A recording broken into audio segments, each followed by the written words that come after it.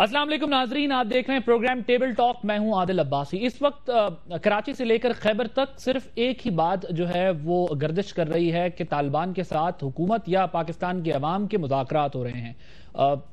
बहुत सारे बयानात ऐसे सामने आते हैं, ख्वाह वो तालिबान की जानिब से, उनकी जानिब से फॉर्म की गई मुज़ाकराती कमेटी की जानिब से, हुकूमती कमेटी की जानिब से या हुकूमत की जानिब से, जिससे सिर्फ और सिर्फ हमें मुज़ाकरात जो है होने हैं ये पता चलता है। वो उसका फ्रेमवर्क क्या है, कंडीशंस क्या हैं, वो मोडालिटीज, वो सारी चीजें जो हैं वो अभी हमारे सामने वाज़े नहीं है।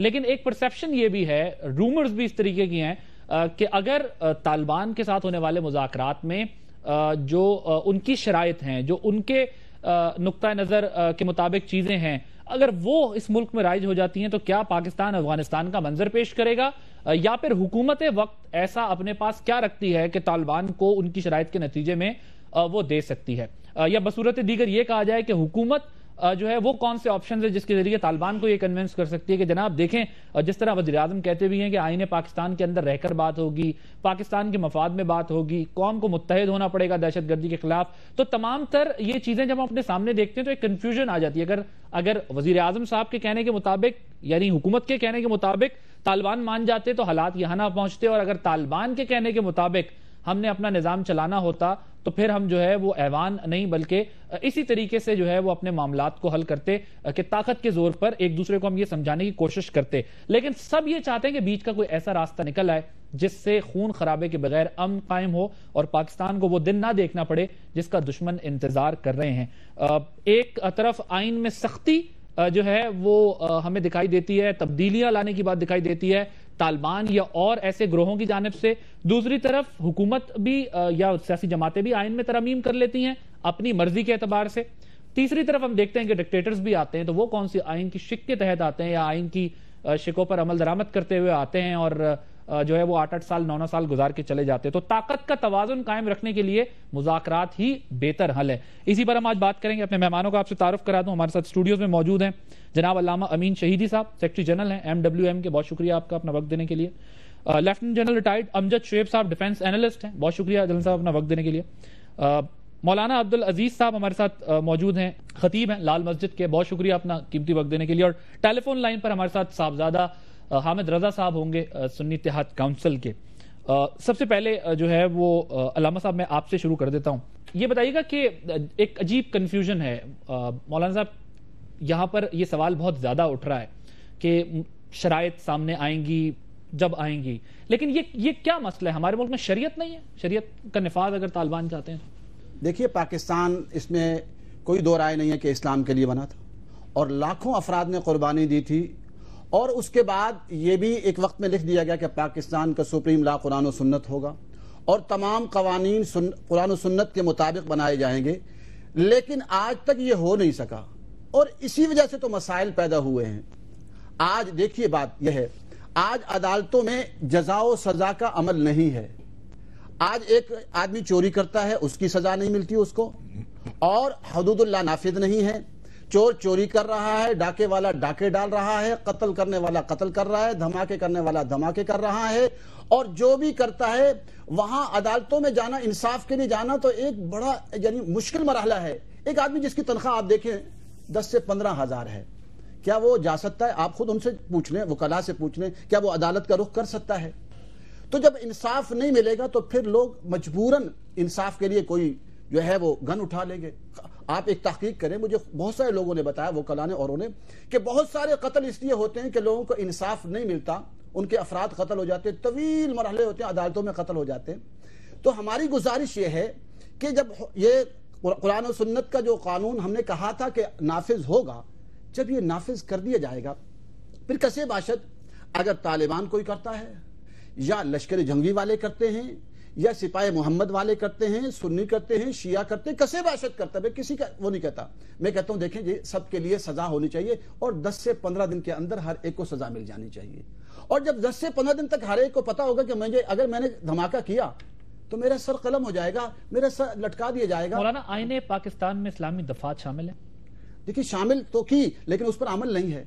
हमारी शरीयत कोर्ट बनी, لیکن شریعت کوٹ معطل ہے. آپ ذرا غور کیجئے, پاکستان میں روزانہ ہزاروں چوریاں, ہزاروں ڈاکے, ہزاروں قتل, ہزاروں عصمت دریاں ہو رہی ہیں, دھماکے ہو رہے ہیں. ہم اس کی تائید نہیں کرتے, بری بات ہے. لیکن دیکھیے ہم یہ سب کہتے ہیں, دیکھیے مذمت بھی سارے کرتے ہیں, لیکن کیا اندھیرے کی مذمت کرنے سے اندھیرا چھٹ جائے گا؟ آپ کہ جی اندھیرا مرد آباد, ہم سب شدید مذمت کرتے ہیں. اندھیرے کے لیے روشنی لانی پڑے گی نا, اور روشنی کیا ہے جس پر ہم متفق ہو سکتے ہیں؟ تو کیا قرآن و سنت ہے. ٹھیک ہے, بے شک قرآن و سنت بے شک اس میں, اور قرآن و سنت پر دیکھیے آپ کوئی بھی قانون بنا لیں, انسان قانون بنائے گا, لوگ نہیں مانیں گے کہ یہ تو تمہارا قانون ہے, نواز شریف آپ کا قانون ہے, یہ پیپل پارٹی کا قانون ہے, یہ پرویز مشرف کا قانون ہے. لیکن اللہ اور اس کے رسول ایسے ہیں جن سے ایسی محبت ہے, ہر کوئی اس کی بات کو مانتا ہے, کیونکہ اللہ ہمارے خالق ہے اور محمد عربی صلی اللہ علیہ وسلم سے ہمیں محبت ہے. تو ان کی جب بات آئے گی تو کہیں گے ٹھیک ہے, ان کے حکم سر آنکھوں پر سارے مان لیں گے. اب جب اپنے اپنے قوانین لاگو کیے جاتے ہیں, آپ قانون سخت کرتے ہیں. ابھی دیکھیں تحفظ آرڈیننس آ رہا ہے تو اس کو لوگ نہیں مان رہے. اگر تحفظ آرڈیننس کی جگہ قرآن و سنت کا قانون آ جاتا تو مولانا فضل الرحمان صاحب انکار کرتے, انکار کرنے کی گنجائش ہے.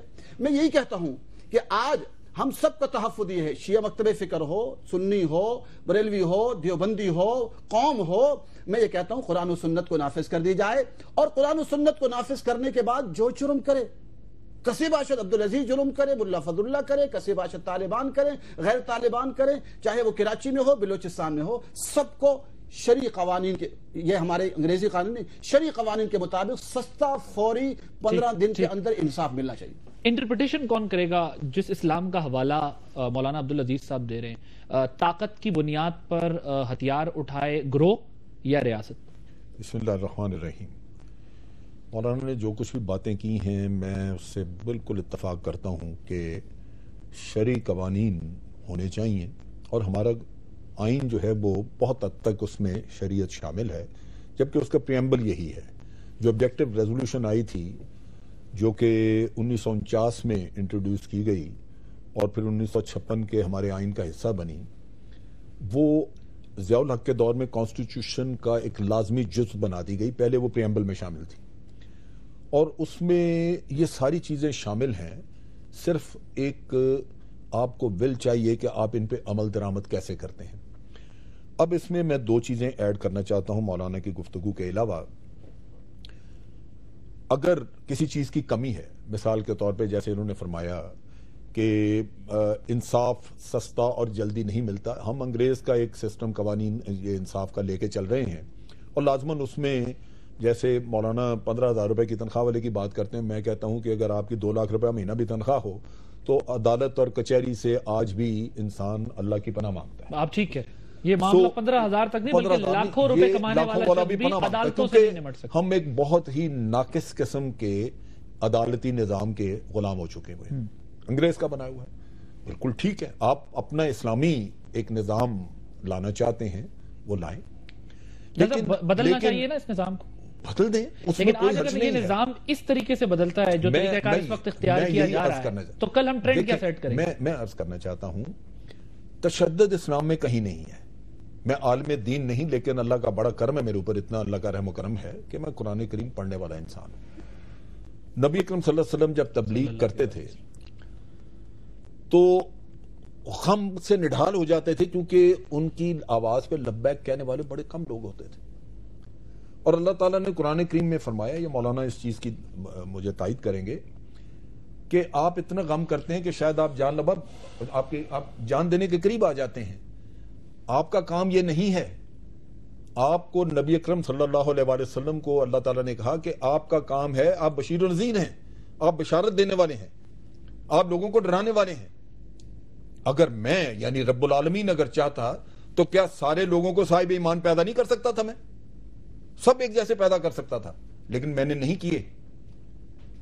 میں قیامت کے دن ان سے پوچھوں گا کہ کیا تمہارے پاس میرا نبی نہیں آیا تھا اور اس نے تمہیں یہ میرا پیغام نہیں پہنچایا تھا؟ تو پھر سزا اور جزا کا نظام شروع ہو جائے گا. اس میں تشدد کہاں ہے؟ اگر ہمارے نبی نے یہ کام نہیں کیا اور صرف رب العالمین نے ان کو بھی یہی کہا, اور آج آپ کے لیے, میرے لیے, سب کے لیے یہ ہے, واجب ہے کہ آپ اگر خود دیندار ہیں, آپ سمجھتے ہیں کہ آپ اللہ تعالیٰ کے احکامات پورے کر رہے ہیں, تو اپنے دوسرے مسلمان بھائیوں کو اس پہ مائل کریں. ٹھیک ہے, ایک بریک کے بعد جب آئیں گے تو اس نقطے کو بھی ذرا کلیئر کریں گے. اگر طاقت کی بنیاد پر یہ معاملہ حل ہوا تو مستقبل میں ٹرینڈ کیا سیٹ ہوگا؟ اور جان لینا اور اس کے بعد یہ کہنا کہ یہ جائز جان لی ہے، اور پھر اسلام کا نفاذ جو ہے وہ کس حد تک جو ہے وہ تمام لوگوں کے لیے قابل قبول ہوگا، اس پر بھی ہم جو ہے سوال کریں گے۔ اور ایک بات جو یہ کہ اسلامی دفعات جن پر عمل نہیں ہو رہا، تو کیا اگر یہی مطالبات جس طرح مولانا عبدالعزیز صاحب نے بھی کہا سامنے آ جاتے ہیں تو حکومت اس پوزیشن میں ہے کہ ان دفعات پر عمل درآمد کرا سکے؟ ایک بریک کے بعد ری ایکشن کی بات کرنی ہے۔ دیکھیے اس میں آپ کی حمایت کروں گا، میں آپ کی حمایت کروں گا، نہیں نفاذ دین کے لیے جمہوری رستہ اختیار کریں، ہم آپ کے شانہ بشانہ کھڑے ہوں۔ تو حضرت حسین رضی اللہ تعالیٰ عنہ یزید کے خلاف کیوں اٹھے تھے؟ وہاں پر کیوں ساتھ؟ وہ جائز حکومت نہیں تھی، تو یہ کون سی؟ وہ ناجائز حکومت تھی۔ یہاں پر 18 کروڑ آپ لوگ بھی بعض ایسی چیزیں کرتے ہیں، ایک طرف کہتے ہیں وحدت المسلمین کی بات کرتے ہیں، لیکن متنازع امور اتنے سارے آپ لوگ کرتے ہیں جس کی وجہ سے یہ نوجوان کہہ رہے ہیں۔ میری بات کو سنیے، آپ نے گھروں پر جھنڈے اور یہ پنجے کیوں لگائے؟ لال مسجد کے سامنے کیوں لگایا ہوا ہے؟ ہمارے سامنے ہم نے میری بات سنیے، ہم دل آزاری کرتے ہیں، آپ دل آزاری کرتے ہیں، اتنے بڑے ایشو سے اتنے چھوٹے آپ اتنے بڑے آپ سخت باتیں کرتے رہے، آپ سخت باتیں کرتے رہے تو میں خاموش رہا۔ یہ کوئی ایشو ہے، یہ ایشو نہیں، یہ ایشو ہے۔ اس وقت میرا خیال ہے اس طرف نہیں جا، میرا خیال ہے اس موضوع پہ بات نہ کریں۔ جب آپ اس وقت دیکھیں انداز اختیار کریں۔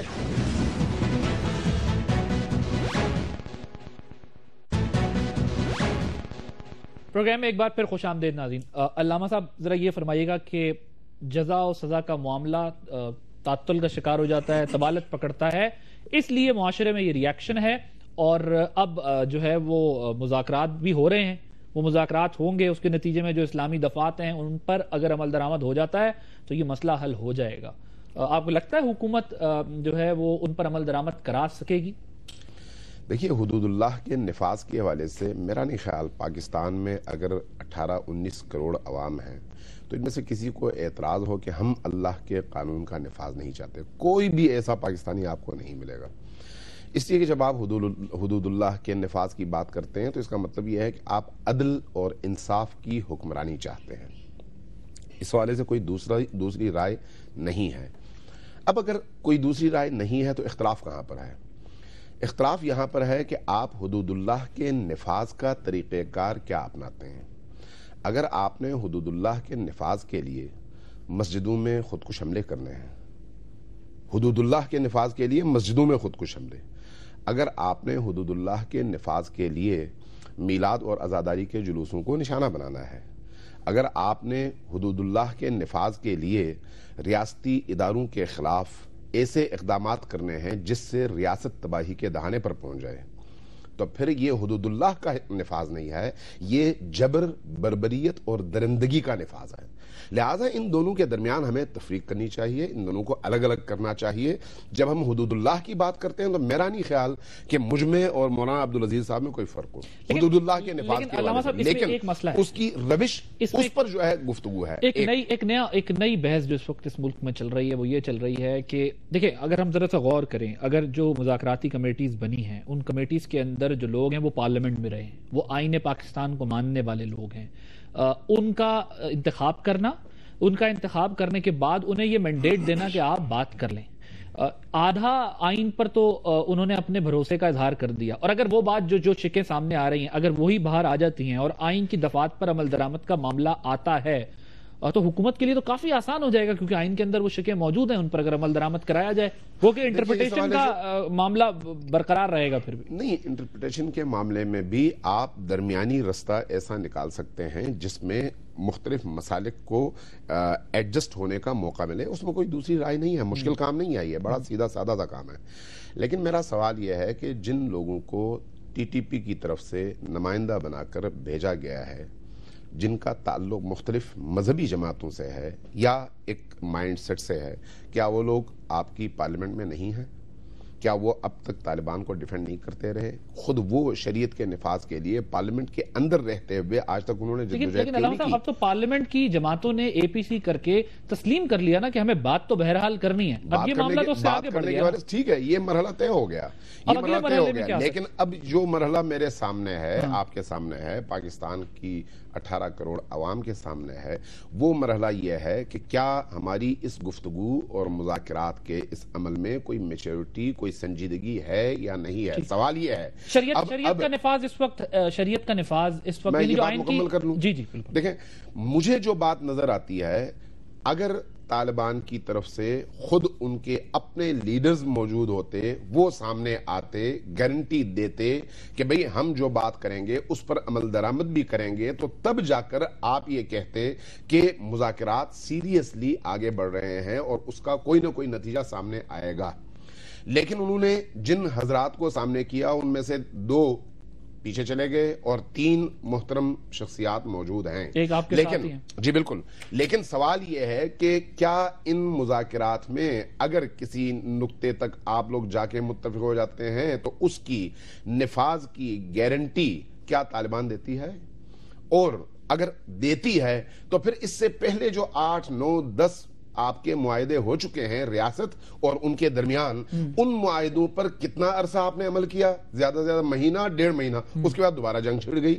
تو اس لیے ماضی مستقبل کا آئینہ ہوتا ہے، ماضی کو دیکھتے ہوئے آپ کو مستقبل کے حوالے سے امیدیں بھی رکھنی چاہیے۔ آپ کو زیادہ توقعات نہیں، اس لیے مجھے کوئی توقع نہیں ہے کہ کسی منطقی نتیجے تک ہم پہنچ سکیں جب تک آپ کی لیکن علامہ صاحب اس میں ایک معاملہ یہ بھی ہے کہ یہ معاملہ اتنا سادہ بھی نہیں ہے۔ اگر ہم صرف ان کی صفوں سے یقیناً ہو سکتا ہے وہ آ رہے ہوں یا جا رہے ہوں، لیکن یہاں پر پراکسیز بھی ہیں۔ یہاں پر پاکستان کے اندر جو ہے وہ دنیا کے کئی ممالک جنہیں ہم برادر ممالک اور پڑوسی ممالک کہتے ہیں، ان کا بھی کھیل جاری ہے، ہم اسے رول آؤٹ نہیں کر سکتے۔ اور اسی پروسیس کے اندر ہمیں بڑا خودکش حملوں کا جو ٹرینڈ ہے، محتاط ہو کر جو ہے، اگر آپ کی اجازت سے ایک بریک لے لوں، بریک کے بعد میں یہیں سے بات شروع بالکل آپ کیجیے گا، ایک بریک لیں گے ناظرین، اور اس مسئلے کو بھی ڈسکس کریں گے کہ اس پیس پروسیس کے دوران جو یہاں پراکسیز چل رہی ہیں جن ممالک کی، جو ہمارے ساتھ بھی ہیں اور ہمارے خلاف بھی اپنی پراکسیز کر کے، اس مسئلے سے وزیر اعظم پاکستان یا حکومت کیسے نمٹے گی اگر مذاکرات اس سطح پر ہوں گے؟ تو ایک بریک کے بعد ریئیکشن کی بات کرنی ہے۔ دیکھیے اس میں میں آپ کی حمایت کروں گا، میں آپ کی حمایت کروں گا، نہیں نفاذ دین کے لیے جمہوری رستہ اختیار کریں، ہم آپ کے شانہ بشانہ کھڑے ہوں۔ تو حضرت حسین رضی اللہ تعالیٰ عنہ یزید کے خلاف کیوں اٹھے تھے؟ وہاں پر کیوں ساتھ؟ وہ جائز حکومت نہیں تھی، تو یہ کون سی؟ وہ ناجائز حکومت تھی۔ یہاں پر 18 کروڑ آپ نے گھروں پر جھنڈے اور یہ پنجے کیوں لگائے؟ لال مسجد کے سامنے کیوں لگایا ہوا ہے؟ ہمارے سامنے ہم نے میری بات سنیے، ہم دل آزاری کرتے ہیں، آپ دل آزاری کرتے ہیں، اتنے بڑے ایشو سے اتنے چھوٹے آپ اتنے بڑے، آپ سب باتیں کرتے رہے، آپ سب سے باتیں کرتے رہے تو میں خاموش رہا۔ یہ کوئی ایشو ہے، یہ ایشو ہے، بات کریں گے اس وقت میرا خیال ہے اس طرف نہیں جا، میرا خیال ہے اس موضوع پہ بات نہ کریں۔ جب آپ اس وقت دیکھیں انداز اختیار کریں،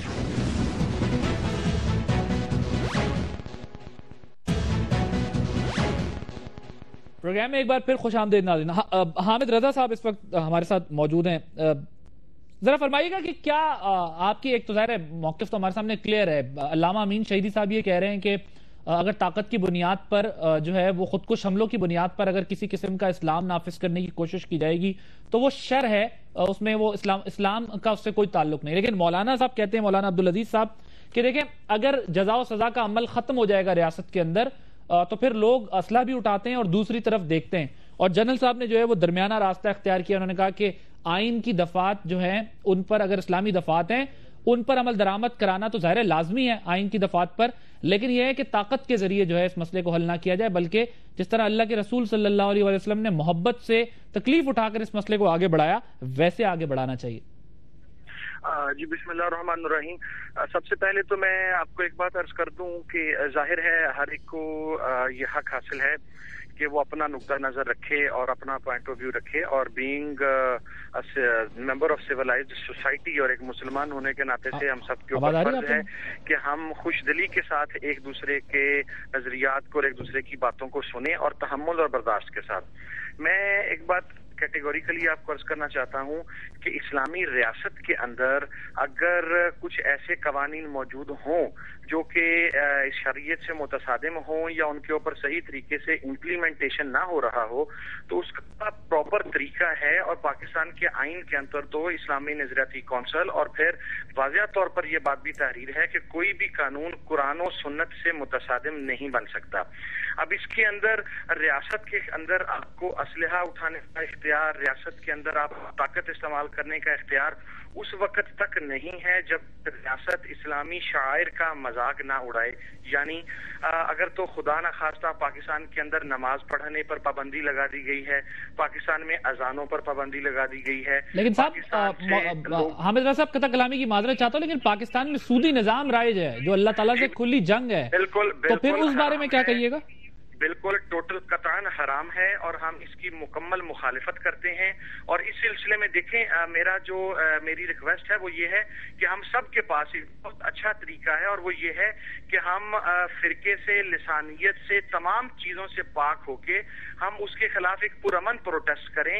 अदालत ने अगर सुप्रीम कोर्ट ऑफ पाकिस्तान ने उस निज़ाम के ऊपर स्टे दिया है तो मैं पहला फर्द हूँगा अगर तमाम पार्टियां मिल बैठकर हम सुप्रीम कोर्ट के आगे बैठकर पुरअमन तरीके से अपना एहतजाज रजिस्टर्ड करवाएं तो मेरा ख्याल है कि सुप्रीम कोर्ट भी इसी मुल्क के जो बैठे हैं वहां पर जज साहिबान वो भी इस मुल्क के मौजूद शहरी हैं, वो हमारे इस नुक्ता नजर को समझेंगे और एक अच्छे तरीके से हम घर से आएंगे बैठने के लिए, 10 दिन बैठेंगे, 20 दिन बैठेंगे और जब हमारी बात उन तक पहुंचेगी और इस निजाम को वो खत्म करेंगे तो हम खुश उसलूबी से कर जाएंगे। हामिद रजा साहब, लेकिन मैं इंतहाई माजरत के साथ ये कह रहा हूँ, बड़ी हसास बात है, लेकिन बदकिस्मती रही है पाकिस्तान की कि मजहबी जमातों के बीच इत्तेफाक ना होना, मसालिक के दरमियान शदीद इख्तिलाफ चाहे पैदा किया गया हो या मौजूद हो वो होना, आपको लगता है कि मुल्क की सतह पर जो है वो ऐसी कोई पुरअमन तहरीक चल सकेगी जिससे ये मसला हल हो सके? मैं किसी लिबरेशन मूवमेंट को या फिर किसी सेपरेटिस्ट मूवमेंट को सपोर्ट करने की बात नहीं कर रहा, मैं सिर्फ ये कह रहा हूं कि क्या एक पेज पर सब हैं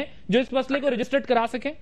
मैं आपको एक बात अर्ज करूं, इस हवाले से मैं आपको वाज़ह तौर पे एक बात कह दूं कि बहुत इजीली पॉसिबल है और आप खाली इसमें से सिर्फ रिलीजियस पार्टीज ना रखें, हम इसमें पॉलिटिकल पार्टीज भी हमें सपोर्ट करेंगी। सर वो राइट लेफ्ट ले जाते हैं ना, इंटरेस्ट के मामले में वो राइट लेफ्ट ले जाते हैं। नहीं, वो मैं आपको अर्ज करूं, चूंकि पाकिस्तान के अंदर बैरूनी मुदाखलत इतनी ज्यादा रही, पाकिस्तान दुश्मनों की आमाजगाह रहा, पाकिस्तान दुनिया के अंदर एक उभरता हुआ इस्लामी मुल्क था, इसकी इस ताकत को तबाह करने के लिए आप देखें कि मजहबी जमातों की जो अक्सरियत है वो किसी फिरके के खिलाफ नहीं है। तो किसी भी स्कूल ऑफ थॉट के हों, जो पाकिस्तान में 4 स्कूल ऑफ थॉट्स हैं, वो एक दूसरे के जो अकाबर हैं वो एक दूसरे के अकायद का और नजरियात का एहतराम करते हैं और ये कहते हैं कि आपको अकीदे और नजरिए की बुनियाद पर कत्ल कताल का कोई हक हासिल नहीं है। ठीक है, तो ये बात तो बिल्कुल वाज़िह होनी चाहिए। और जहां तक इस चीज का ताल्लुक है कि हम कैंपेन लॉन्च कर सकें तो हमें सबसे पहली जो जरूरत है, मैं न सिर्फ सूदी निजाम बल्कि मैं रिक्वेस्ट करूंगा हमारी मीडिया से भी कि वो हम तमाम पॉलिटिकल पार्टीज, तमाम रिलीजियस पार्टीज बैठे और हम लोगों के आगे इस्लाम का वो चेहरा पेश करें जो हकीकी चेहरा है, यानी जिसके अंदर लोगों के मसाइल को हल किया गया है। ठीक, का कोई लेकिन मामला ये है कि ये इत्तेफाक राय से मामला रखा नहीं गया, आपस के इख्तिलाफात की वजह से ये मामला पर से पुश चला गया और जो दूसरे जो गैर अहम मामलात थे वो आगे आ गए। मैं जरा इसी पर मौलाना अब्दुल अजीज साहब से भी जो है वो मुझे अगर आप सिर्फ 1 सेकंड दें मैं अपनी बात कंप्लीट कर लूं, मैं नहीं कर सका। मैं आपकी इस बात से इत्तेफाक राय करता हूं कि ये मामला नहीं रखा जा सका, लेकिन असल में जब भी कोई मुतशद्दिद ग्रुप, जब भी कोई मिलिटेंट ग्रुप इस किस्म की बात करिएगा वो न शरीयत को छोड़ के इसके अलावा भी कोई बात करेगा तो लोगों की अक्सरियत और जमातों की अक्सरियत उसकी इस बात से इत्तेफाक राय नहीं करेगी। हाँ, ये कोताही है तमाम पार्टीज की जानिब से, तमाम स्टेक होल्डर्स की जानिब कोताही है ये, ठीक है, बिल्कुल, जिसकी वजह से ये हमें देखना पड़ रहा है। मौलाना साहब एडमिट करना चाहिए, ठीक है, सबको एडमिट करना चाहिए। मौलाना साहब आपने सुना, सबका मौक़िफ़ अब आपके सामने है। देखिए बहुत सारी बातें आई, मुझे थोड़ा सा मौका दीजिए मैं उन पर कुछ गुजारिशात कर सकूं। देखिए मैं माजी को छेड़ना नहीं चाहता, मैंने कई प्रोग्रामों का कहा हम तो परवेज मुशर्रफ को जो हमारे भाई बेटे और सबका कातिल है, मैं तो उसको भी माफ करने को तैयार हूं कि आए माजी को छोड़ देते हैं और इस्लामी निज़ाम को नाफिज कर लेते हैं। लेकिन अफसोस ये है कि इस्लामी निज़ाम को 65 साल से मुतनाज़ा बनाया हुआ है। जहां इस्लामी निज़ाम की बात आती है तो कोई क्या बात करता है, कोई क्या बात करता है, कोई क्या। देखिए अगर इस्लामी निज़ाम होता तो मैंने पहले बात कही, जब को सबको सजाएं मिलती तो कोई जुर्म ही ना करता, लेकिन यहां तो इस्लामी निज़ाम ही तो नहीं है और इस्लामी निज़ाम से ही तो सारे काबू में आएंगे। इस वक्त बहुत सारे जो कत्ल गारत गरी है उसकी बहुत सारी वजूहात हैं। एक वजह तालिबान की है और हुकूमत की आपस का इख्तिलाफ है वो है, और एक शिया सुन्नी के मसाइल हैं कि बहुत सारे ऐसे मसाइल हैं कि उन पर जो शिया मकतब फ़िक्र है जब वो करता है तो सुन्नी कहते हैं हमारी दिल आज़ारी होती है, अगर ये कहते हैं हमारी दिल आज़ारी होती है। तो अब जब तक उन मसाइल को हल नहीं किया जाएगा, देखिए उस वक्त तक आप मसाइल को तो हल ना करें, रात का अंधेरा तो रहे। मौलाना जरा कलामी होती है। मौलाना साहब जरा ये फरमाइएगा कि अगर बफर्ज महाल इस दलील को मान लिया जाए कि एक ग्रोह ताकत की बुनियाद पर ये निशानदही करे कि इस मुल्क में जुल्म है, इंसाफ का निज़ाम जो है वो राइज नहीं है, तो कल अगर दूसरा ग्रोह उससे भी ज्यादा ताकतवर हो और वो अपनी मंतक और अपने तरीकाकार को इख्तियार कर कर उस निज़ाम की तशरीह किसी और तरीके से करे तो क्या वो एक्सेप्ट कर ली जाएगी? देखिए बात अब समझने वाली ये है کہ جب بھی کسی کو انصاف نہیں ملتا، حقوق نہیں ملتے، تو وہ گن اٹھاتا ہے. مشرقی پاکستان میں کیا ہوا؟ ان کو حقوق نہ ملے، چاہے صحیح تھے یا غلط تھے، انہوں نے گن اٹھائی، ہمارا ملک دو لخت ہو گیا. اب پاکستان کے ایک حصے میں جب وہ دیکھتے ہیں کہ یہاں فحاشی ہے، یہاں اوریانی ہے، یہاں بدکاری کے اڈے ہیں، یہاں بچیوں کے فروخت کے اڈے چل رہے ہیں، ہم کہہ کے دیکھیں اب 65 سال گزر چکے نا، کہتے ہیں پراپر طریقے سے کرتے، اسلامی نظریاتی کونسل کرتی تو پراپر طریقے، یہ تو کچھ 10 سال سے شروع ہوا نا، تو پراپر طریقے سے ہمارے پاس 50 سال تو موجود تھے، 55 سال موجود تھے، ہم نے کیا پراپر طریقے سے؟ نہیں کیا نا. اگر کر لیتے تو کر لیتے نا. اب جب نہیں کیا تو یہ ریئیکشن. اور دوسری بات یہ ہے، اگر طالبان ایک بات غلط کرے تو پھر تو بات ہے، لیکن اگر ایک طالبان صحیح بات کر رہے ہیں، اب اس صحیح بات کو بھی اس لیے نہیں ماننا کہ طالبان کر رہے ہیں. اچھا مثلا غلط بات کیا کر رہے ہیں جی؟ مثلا طالبان غلط بات، میں نے کہا مثال کے طور پر اگر غلط کریں، اور لیکن آپ کو لگتا ہے کچھ غلط کرتے ہیں؟ دیکھیے کچھ عناصر ہوں گے، باقی میں سب کو غلط نہیں کہتا، بہت سارے اس کے اسلامی نظام کیا غلط کرتے ہیں؟ دیکھیے ان میں کچھ عناصر ہو سکتے ہیں جو مظلوموں پر اغوا کرتے ہیں، مظلوموں پر حملے کرتے ہیں، ہم اس کو جو ہے وہ نہیں کرتے. لیکن دیکھیے بات یہ ہے، جب ہم ان اسلامی عدالت ہوگی، لیکن اسی طریقہ کار کی بنیاد پر آج وہ ریاست کو مذاکرات کی ٹیبل پر لے کر آئے ہیں، جس کا آپ حوالہ دے رہے ہیں کہ وہ شاید غلط کرتے ہیں. اچھا اب دیکھیے دو راستے ہیں نا، ایک راستہ یہ ہے کہ اسلامی نظام کو نافذ کیا جائے، یہ سہل ہے، یا ایک راستہ یہ ہے جیسے کہ ہمارے جیسے وحدت المسلمین والے بھی کہہ رہے ہیں، حامد رضا صاحب بھی کہہ رہے ہیں، اور بھی کہہ رہے ہیں کرو جنگ. دیکھیے 10 سال سے جنگ ہو چکی نا، 10 سال. اب اس وقت گوریلا وار ہے، گوریلا وار میں ہمیشہ نقصان اسی کا ہوتا ہے جو کہ پراپر فوج ہوتی ہے. اس کے یہ جنرل صاحب بیٹھے ہیں، وہ گوریلا وار لڑ رہے ہیں، وہ پہاڑوں میں ہیں، وہ حملہ کر کے بھاگ جاتے ہیں، پتہ نہیں چلتا. اگر اب وہ ایک طاقت تو بن چکے ہیں، لیکن اگر وہ ایک جائز مطالبہ کر رہے ہیں، ہم آگ کو ٹھنڈا کرنا چاہتے ہیں نا، ایک طریقہ تو یہ کہ آگ میں دوبارہ کود جائیں، جیسے بعض جماعتیں کہہ رہی کودو ٹھیک. لیکن دوسرا طریقہ یہ ہے کہ اگر وہ ایک جائز مطالبہ کر کے وہ کہتے ہیں اسلامی نظام لے آؤ، اور اسلامی نظام لاؤ گے ہم ہتھیار پھینک دیں گے. جب ہم دیکھ لیں گے کہ مکمل اسلامی نظام ہوگا تو لیکن میں اس میں ایک سوال، مجھے بریک کی طرف جانا ہے، میں آپ کی طرف آتا ہوں جنرل صاحب بریک کے بعد. لیکن کیا طالبان کی نظر میں، جس طرح میں مولانا صاحب سے بھی دوبارہ یہ پوچھوں گا کہ اگر جو اسلامی نظام ہے وہ وہی طریقہ کار ہوا جو افغانستان میں اختیار کیا گیا تھا، تو پھر اس پاکستان میں ہم میں سے کتنے بچیں گے یا اور کتنے بچیں گے کہ وہ اس دائرہ کار میں پتہ نہیں ہیں یا نہیں ہے؟ یہ بھی مولانا صاحب سے ہم پوچھیں گے کہ اگر وہی طریقہ کار رائج کیا جاتا ہے، کیونکہ جو آئین کے اندر شکیں ہیں اس پر عمل درآمد ہو تو 100 بسم اللہ بہت اچھی بات ہے، لیکن اگر وہ والا طریقہ جو افغانستان والا تھا تو پھر کتنا پاکستان خالی کرنا پڑے گا؟ ایک بریک کے بعد ریئیکشن کی بات کرنی ہے. دیکھیے اس میں میں آپ کی حمایت کروں گا، میں آپ کی حمایت کروں گا.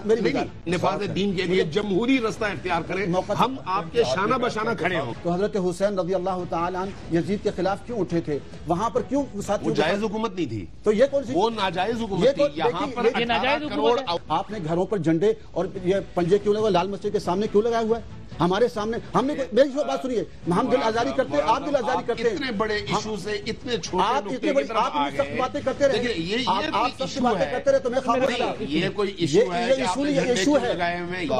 اس وقت میرا خیال ہے اس طرف نہیں جا، میرا خیال ہے اس موضوع پہ بات نہ کریں. جب آپ اس وقت دیکھیں سخت انداز اختیار کریں.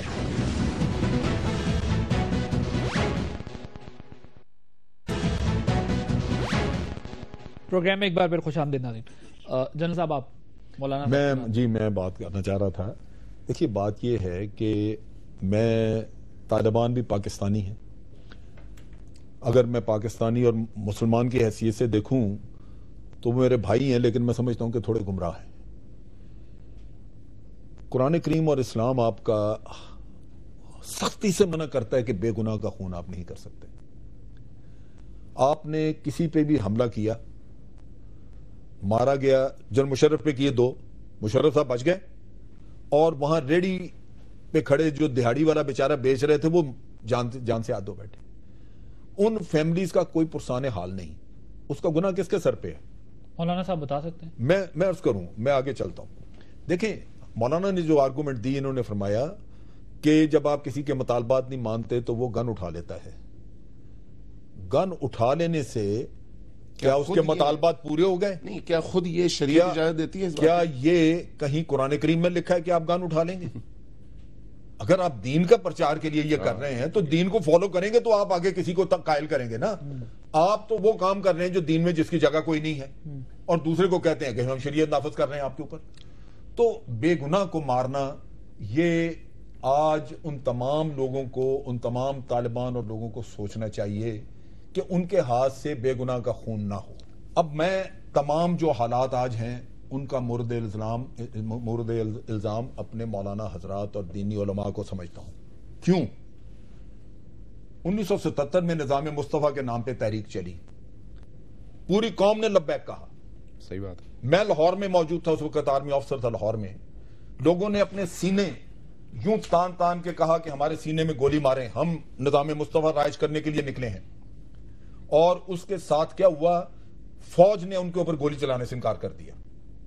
فوج ان کے ساتھ کھڑی ہو گئی کہ یہ وہ لوگ ہیں جو نبی اکرم صلی اللہ علیہ وسلم کے نام پہ نکلے ہیں، ہم نہیں گولی چلائیں گے۔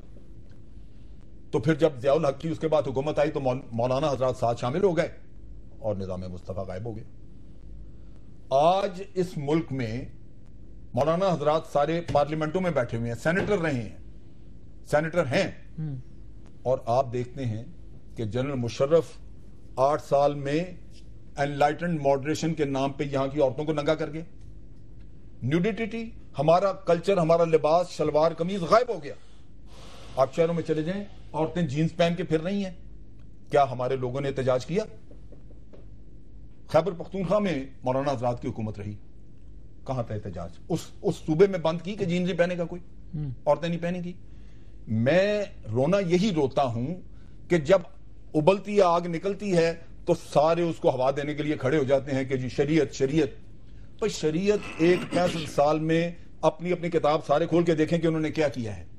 اگر حکمران مجرم تھے شریعت نہ لاگو کرنے کے تو علماء اتنے ہی اس کے مجرم ہیں۔ ذرا مولانا صاحب اس کے بارے میں بتائیے گا کہ جس طرح جنرل صاحب نے کہا، مجھے آپ ٹائم دیتے ہیں، میں آپ کی طرف آتا ہوں، میں آپ کی طرف آتا ہوں، سب کا جواب آپ مولانا صاحب جی آپ چلیں بات کر لیں، پھر میں مولانا صاحب کی طرف چلا جاؤں۔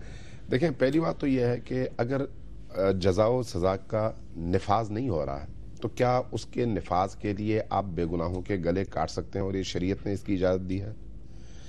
جیسے جنرل صاحب نے کہا، انہوں نے تو پرویز مشرف کی مثال دی، میں کہتا ہوں خیبر بازار کی ان خواتین اور بچوں کا قصور کیا تھا جن کے 250 کی تعداد میں جو شیعہ نہیں تھے، میں شیعوں کی بات نہیں کر رہا، جو کرسچن نہیں تھے، جو مسلمان تھے، شیعہ سنی کی بات نہیں ہو رہی، بات ہو رہی ہے پاکستانی کی، بات ہو رہی ہے مسلمانوں کی، ان بیچارے مظلوم لوگوں کے بدن کے چیتھڑے آپ نے فضا میں بکھیر دیے۔ ان کا قصور کیا تھا؟ کیا یہ شریعت کہتی ہے آپ سے؟ شریعت نے اس بات کی آپ کو اجازت دیا ہے؟ اس وقت ہزاروں لوگ طالبان کی قید میں ہیں جن کو اغوا برائے تاوان کے تحت پکڑا گیا ہے۔ آج بھی کئی لوگوں نے مجھ سے رجوع کیا کہ ہم سے اتنے پیسے مانگ رہے ہیں ٹی ٹی پی کے لوگ، یہ شریعت نے اجازت دی ہے؟ کون سی شریعت ہے؟ محمد عربی کی شریعت ہے یا کسی یہودی کی شریعت ہے؟ سوچنے والی بات ہے یہ۔ آخر اس کو شریعت کہہ کر شریعت کا مذاق ہم کیوں اڑائے ہیں؟ دوسری بات، پاکستان دشمن قوتوں سے آیا پیسے لیے جا رہے ہیں پاکستان کے خلاف لڑنے کے لیے یا نہیں؟ کیا اس وقت جو فوج تیار ہے، جتنا اسلحہ ان کے پاس ہے، ٹی ٹی پی کی میں بات کر رہا ہوں، جتنا ان کے پاس بارود ہے، جتنی بڑی تعداد میں ان کے لوگوں کی روزانہ سے ان کو راشن دیا جا رہا ہے، یہ پاکستان کے اندر سے نکلے ہوئے پیسے تو نہیں ہے، زمین سے کوئی خزانہ تو نہیں نکلا؟ ظاہر ہے آپ 2 ملازم رکھنا چاہتے ہیں تو آپ نہیں رکھ سکتے، تو یہ سارا کہاں سے ہو رہا ہے؟ انٹرپریٹیشن کون کرے گا؟ دیکھیے بات یہ ہے کہ میں یہ کہتا ہوں کہ ہم ایکشن پر غور نہیں کرتے، ری ایکشن پر غور کرتے ہیں۔ ایکشن پر کوئی، چونکہ ایکشن میں طاقت والا ہوتا نا، اس کے نہیں، اس موضوع پر بات نہیں کرنی، آپ نے ری ایکشن کی بات کرنی ہے۔ دیکھیے اس میں میں آپ کی حمایت کروں گا، میں آپ کی حمایت کروں گا، نہیں میں آپ بات کمپلیٹ کیجئے گا، نہیں میں کہہ رہا ہوں آپ کی بات کمپلیٹ کیجئے گا۔ میں ایک بات کا اضافہ کر دوں، اگر آپ دینی جماعتوں کو میدان میں لے آئیں جو نفاذ دین کے لیے جمہوری رستہ اختیار کریں، ہم آپ کے شانہ بشانہ کھڑے ہوں گے، لیکن دہشت گردی میں نہیں۔ دیکھیے یہ مسئلہ پیدا کیوں ہو رہا ہے؟ بات یہ ہے کہ جب ہم ایسی چیزیں کریں گے، حکومت کرے گی، بعض جماعتیں کریں گی کہ جو متنازع ہوں گی، مقدس شخصیات پر جو ہے نا کیچڑ اچھالا جائے گا، تو پھر تو ایسے نوجوان ہوں گے، اس کو روکنا چاہیے۔ میری بات تو سنیے نا، پرویز مشرف نے ایک یو ٹرن لیا، پوری قوم کہتی ہے غلط تھا، اور وہاں آپریشن شروع کیے گئے، پوری قوم کہتی ہے غلط تھا۔ تو جب آپ غلطی کریں گے اور وہاں پر آپریشن جٹ طیاروں سے بمباری کریں گے تو اس کا ری ایکشن ہوگا۔ ایسے ہی انہوں نے کہا جی دیکھیں جی حکومت کے خلاف جو ہے نا ہتھیار اٹھانا صحیح نہیں ہے، تو حضرت حسین رضی اللہ تعالیٰ عنہ یزید کے خلاف کیوں اٹھے تھے؟ وہاں پر کیوں وہ جائز حکومت نہیں تھی، تو یہ کون سی وہ ناجائز حکومت تھی؟ یہاں پر 18 کروڑ عوام نے ووٹ کے ذریعے سے ایک حکومت کو منتخب کیا ہے جو آپ کے جو آپ کے اپنے بنائے ہوئے اصولوں کے بالکل مطابق ہے. آپ کا اپنا اصول یہ ہے کہ عوام کی حمایت سے اگر کسی خلیفہ کا انتخاب ہوتا ہے تو وہ جمہوری ہے. آپ کا اپنا بنایا ہوا اصول ہے, اسی اصول کے تحت عوام نے پرویز مشرف نے جو فیصلہ کیا وہ جمہوری تھا, وہ آئینی تھا, غلط تھا نا. اس غلطی کے خلاف تو لوگ اٹھے تھے. اور دوسرا یہ ہے کہ دیکھیں آپ اتنی باتیں کر رہے ہیں, دیکھیں آپ میری بات کو سنیے. آپ لوگ بھی بعض ایسی چیزیں کرتے ہیں, ایک طرف کہتے ہیں وحدت المسلمین کی بات کرتے ہیں, لیکن متنازع امور اتنے سارے آپ لوگ کرتے ہیں جس کی وجہ سے یہ نوجوان تیار ہوتے ہیں. میری بات کو سنیے. آپ کہتے ہیں کہ وحدت المسلمین ہونا چاہیے, آپ نے گھروں پر جھنڈے اور یہ پنجے کیوں لگا, لال مسجد کے سامنے کیوں لگایا ہوا ہے ہمارے سامنے؟ ہم نے میری بات سنیے, ہم دل آزاری کرتے ہیں, آپ دل آزاری کرتے ہیں. اتنے بڑے ایشو سے اتنے چھوٹے آپ اتنے بڑے آپ سخت باتیں کرتے رہے, آپ سب باتیں کرتے رہے تو میں خاموش رہا. یہ کوئی ایشو ہے, یہ ایشو ہے ہمارے ایشو یہ ہے. اگر میں آپ کے گھر کے سامنے اپنا جھنڈا لگاتا ہوں, میں آپ کے گھر کے سامنے آ کے رسومات پوری کرتا ہوں, آپ تعزیہ ہمارے گھر کے سامنے, آپ جلوس ہمارے گھر کے سامنے, آپ جھنڈے ہمارے گھروں کے سامنے, آپ لال مسجد کے سامنے 200 فٹ لگا دیں, اور یہ موضوع نہیں ہے. اس پر بات کرتے ہیں. میں تیار ہوں آپ جب صحابہ کرام پر بحث کریں گے اور حضرت ابو بکر صدیق عمر فاروق پر بات کریں گے, اس وقت میرا خیال ہے اس طرف نہیں جاتا. اس موضوع پہ بات نہ کریں. جب موضوع بحث اس وقت دیکھیں پاکستان میں نظام عدل کا نفاذ ہے. موضوع بحث یہ ہے کہ پاکستان میں امن قائم ہو. علامہ صاحب اگر آپ مجھے اجازت دیں, مذاکرات کا نتیجہ کیا ہے؟ امن نہیں ہوگا. امن کیسے آئے گا؟ امن کیسے آئے گا؟ امن اس وقت آئے گا جب شاعر کا احترام ہوگا اور مقدس شخصیات حضرت ابو بکر صدیق, عمر فاروق, عثمان غنی, حضرت عائشہ, حضرت حفصہ, سب کا احترام ہوگا. ہم اہل بیت کا احترام کریں گے اور ان کی تمام مقدس شخصیات کا احترام کریں گے, یہ ہماری مقدس شخصیات کا احترام کریں گے. لیکن جب ایسے لوگ پیدا ہوتے ہیں, یہ تو سب کی مقدس شخصیات ہیں نا, یہ تو ہم سب کی مقدس شخصیات ہیں. ایسا نہیں ہوتا, یہ بھی کرتے ہوں گے, لیکن بعض نوجوان ان کے جذباتی میرا خیال ہے جنرل صاحب یہ نقطہ ہمیں کلیئر کرنا چاہیے. جنرل صاحب آپ یہ نقطہ ہمیں کلیئر کرنا چاہیے کہ ہم سب کی مقدس شخصیات. اس میں کوئی شک نہیں. دیکھیں میرا خیال ہے یہ اس وقت بڑا حساس معاملہ ہے. ایکشن پر بات ہوئی, میں ذرا ایکشن ایکشن پر بات کرتے ہیں, جی دوسری طرف جا رہی ہے یہ معاملہ. علامہ صاحب اگر میرا خیال ہے اس نقطے کو یار اس کی وجہ میں کسی وجہ کا پتہ ہے, میں گزارش نہیں کلیئر کرنا, میں گزارش کر رہا ہوں. میں صرف یہ میں ذرا موضوع کی طرف آتے نا, میں ذرا موضوع کی طرف جملہ عرض کروں. میرا خیال ہے علامہ صاحب جو بھی کسی کی مقدسات کے خلاف بات کرتا ہے وہ حرام ہے. ختم. ٹھیک ہے, جو اس طرح کا کوئی کام کرتا ہے اس کی مذمت بھی ہونی چاہیے, اس کو سزا بھی بہت اچھی بات, بہت اچھی بات ہے. آپ آئیں اس موضوع کی طرف جو اس وقت ہے. قرآن کریم میں اللہ تعالیٰ نے یہاں تک کہا ہے کہ کسی کافر کو اس کے بتوں کے خلاف گالی گلوچ نہ کرو, ورنہ وہ میرے خلاف بات کرے, یعنی وہ اللہ کی شان میں گستاخی کرے گا. یہ ہے قرآن کریم میں. یہی تو کہتا ہوں, دیکھیں صحابہ اکرام کا تقدس ہوگا, اہل بیت کا تقدس ہوگا, شاعر اللہ کا تقدس ہوگا, تو کوئی مسئلہ پیدا نہیں ہوگا. مسئلہ کیوں پیدا ہو رہا ہے کہ شاعر اللہ کا تقدس نہیں ہے. ٹھیک ہے, بہت شکریہ علامہ امین شہیدی صاحب, جنرل ریٹائرڈ امجد شعیب صاحب, مولانا عبدالعزیز صاحب اور ہمارے ساتھ صاحبزادہ حامد رضا صاحب موجود تھے. ناظرین آپ نے گفتگو سنی. ایک نقطہ یہاں پر بس ذرا کلیئر کرنا چاہوں گا. یقیناً عقائد, نظریات ہر شخص کے اپنے ہوتے ہیں, لیکن یہیں پر ریاست کی عملداری یا ریاست کی موجودگی کا احساس ہوتا ہے کہ جہاں پر اختلاف آ رہا ہو, جہاں پر مشکلات آ رہی ہوں, جہاں پر کلیش ہو رہا ہو نظریات کا یا معاملات کا, تو ریاست اپنی عملداری کے ذریعے ان معاملات کو حل کرتی ہے. اور اگر ریاست بت بن کر خاموش بیٹھی رہے تو پھر مشکلات کھڑی ہو جاتی ہیں. عادل عباسی کو اجازت دیجیے. اللہ حافظ.